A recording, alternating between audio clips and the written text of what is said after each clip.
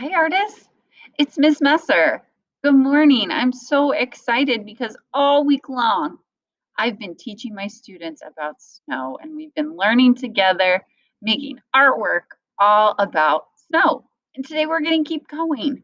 We're going to make snow people. So let's go ahead and get started.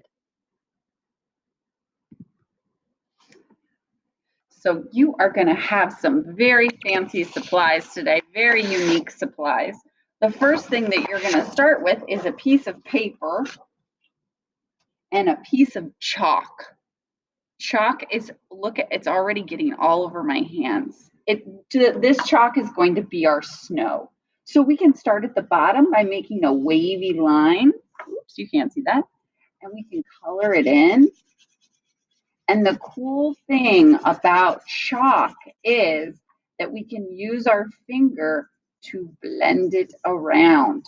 It will get our fingers good and messy. We will definitely have artist hands, but we're going to save washing our hands until the end of class. Wow. And that looks great. I definitely want to make it look like there's snow falling.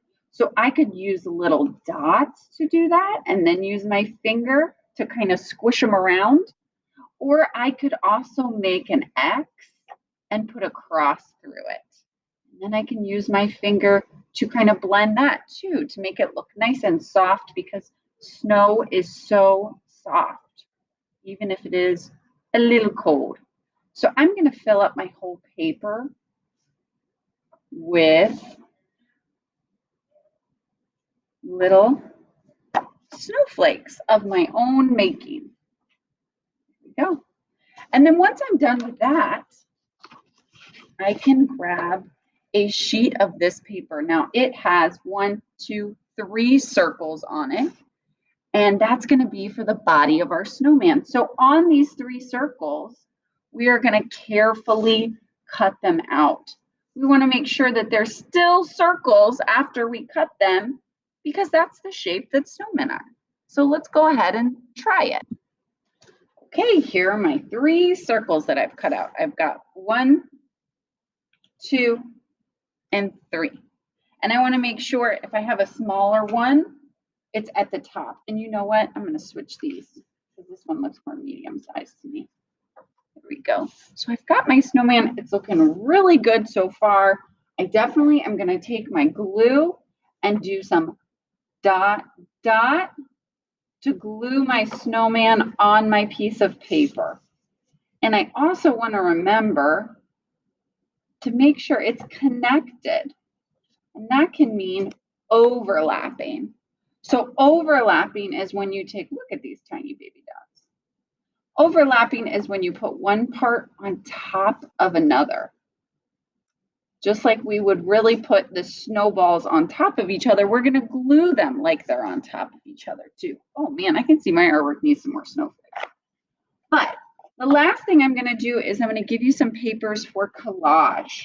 And you can use them however you want to add interesting details to your snowman. You could also add using drawing. So you could add some circly eyes and a mouth. Now they say that a snowman's mouth and eyes are made out of coal.